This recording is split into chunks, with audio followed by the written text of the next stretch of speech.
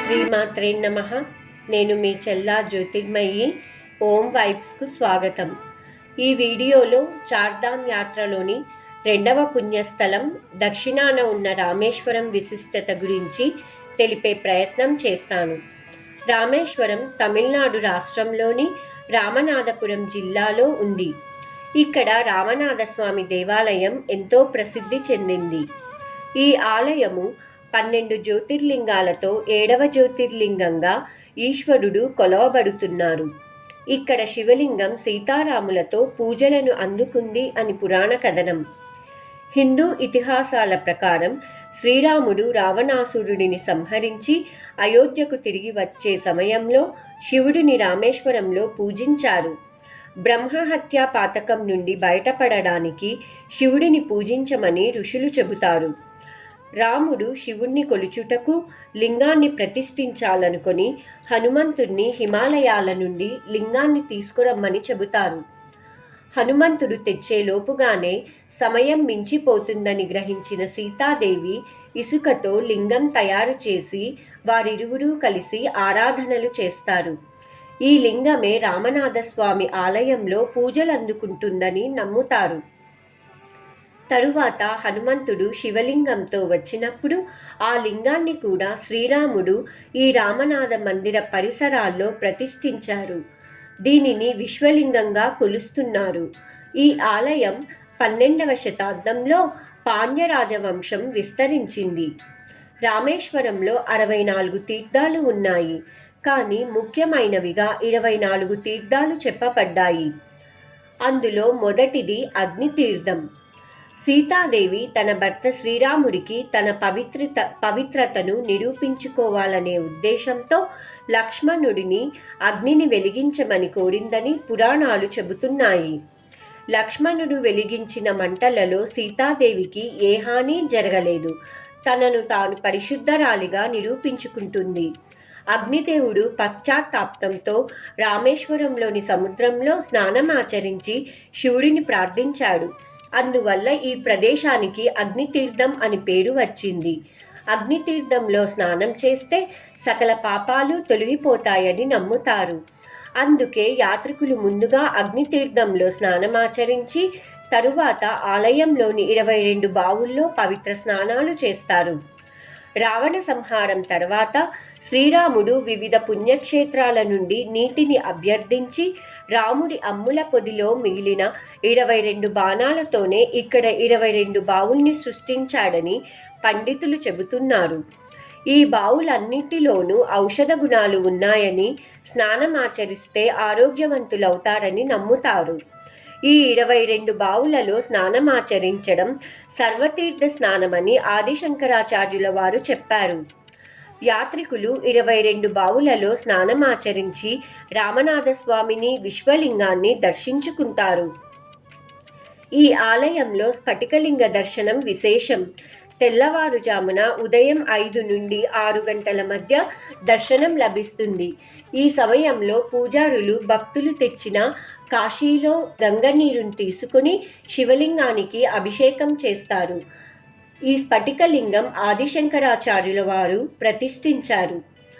ఫిబ్రవరి 2021వ సంవత్సరంలో శృంగేరి శారదా పీఠం వారు 36వ శంకరాచార్య జగద్గురు శ్రీ శ్రీ భారతీ తీర్థ మహాస్వామి వారు కొత్త స్ఫటికలింగాన్ని సమర్పించారు. రామేశ్వరంలోని అతి ముఖ్యమైన ఇంకొక తీర్థం రామసేతు తీర్థం.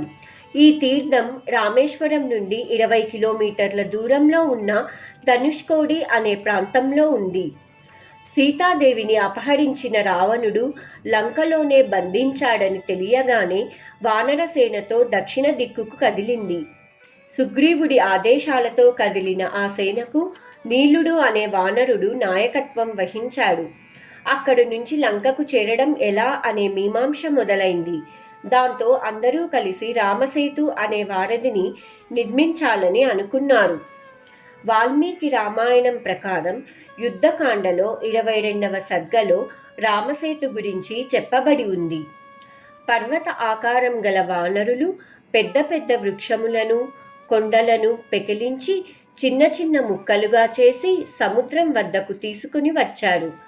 నలుడు సేతువుని ఎలా కట్టాలో మార్గదర్శకాలను వానరులకు చెబుతూ వచ్చారు. ఆ కాలంలోనే వారు ఆర్కిటెక్చరల్ ఇంజనీరింగ్లో మెషిన్ టెక్నాలజీని వాడి 5 రోజులలో ఈ సేతువును నిర్మించి లంకలోని సింహల ద్వీపమునకు చేరుకొని యుద్ధము చేసి రాముడు రావణుడిని సంహరించి సీతాదేవిని తెచ్చుకున్నారు. శ్రీ మహాపద్మ పురాణం ప్రకారం సృష్టిఖండం 38వ అధ్యాయంలో శ్రీరాముడు పట్టాభిషిక్తుడైన తరువాత ఈ సమస్త భూమండలాన్ని 11,000 సంవత్సరాలు పరిపాలించాడు. సీతాదేవి భూగర్భంలో వెళ్ళిపోయాక కొంతకాలానికి శ్రీరాముడు పుష్పక విమానంలో లంకా నగరానికి వెళ్ళి విభీషణుడి యోగక్షేమాలు తెలుసుకుని వీడ్కోలు సమయంలో విభీషణుడికి దేవతలకు మానవులకు హాని తలపెట్టవద్దని కోరుతాడు. అందుకు విభీషణుడు తాను ఎవ్వరికీ హాని తలపెట్టనని, కానీ మానవులు ఈ సేతు ద్వారా లంకలోకి వచ్చి రాక్షసులకు హాని చేసినచో ఎలా అని ప్రశ్నించగా అందుకు శ్రీరాముడు రామసేతువు మీదికి 3 దివ్యాస్త్రాలు వదలగా అది చిన్న చిన్న ముక్కలుగా విడిపోయి సముద్ర గర్భంలో కలిసిపోయింది. కాలక్రమేణా రామసేతు ఎన్నో వాగ్వివాదాలు చోటు చేసుకుంది. ఈ రామసేతు మానవ నిర్మితం కాదని, సహజ సిద్ధంగా వెలిసిందని ఎన్నో పుకార్లు వచ్చాయి.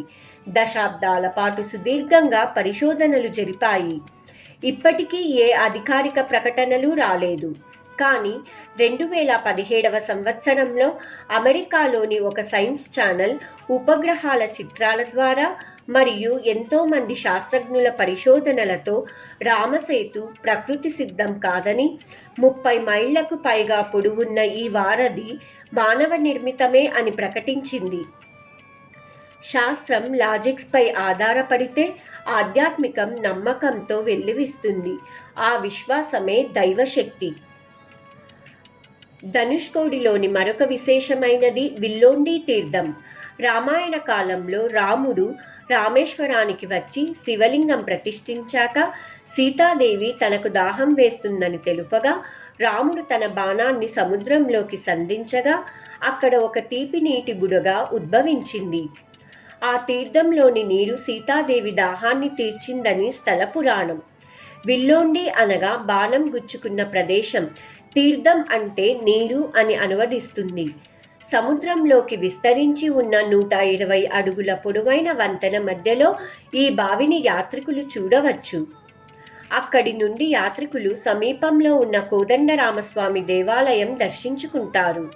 ఈ ఆలయంలో శ్రీరాముడు, సీతాదేవి, హనుమంతుడు, విభీషణుడు కొలువై ఉన్నారు. కోదండరాముడు అంటే విల్లుతో ఉన్న రాముడు. విభీషణుడు శ్రీరాముడిని మొదటిసారిగా శరణు కోరింది ఇక్కడే అని చెబుతారు. రామేశ్వరంలోని మరొక విశేషం భారతరత్న మన మాజీ రాష్ట్రపతి ఏపీజే అబ్దుల్ కలాం గారి స్వస్థలం రామేశ్వరం. చార్ధామ్ యాత్రలో మరియు కాశీ యాత్రలోనూ ప్రాముఖ్య పుణ్యక్షేత్రం రామేశ్వరం. రామేశ్వరం తీర్థయాత్ర లేకుండా కాశీ యాత్ర మరియు చార్ధామ్ యాత్ర అసంపూర్తిగా పరిగణించబడుతుంది. ఇంతటి విశేషాలు కలిగిన రామనాథస్వామి ఆలయం, అగ్నితీర్థం, 22 బావులలో తీర్థస్నానం, స్ఫటికలింగ దర్శనం, ధనుష్కోడిలోని రామసేతు తీర్థ విశేషం, కోదండరామస్వామి దేవాలయం అందరూ సందర్శించవలసిన పుణ్యధామం. ఇంతటితో రామేశ్వర నగర విశిష్టత సంపూర్ణం. సర్వే జనా సుఖినో భవంతు. ఈ వీడియోను లైక్ చేయండి, షేర్ చేయండి, కామెంట్ చేయండి, సబ్స్క్రైబ్ చేయండి.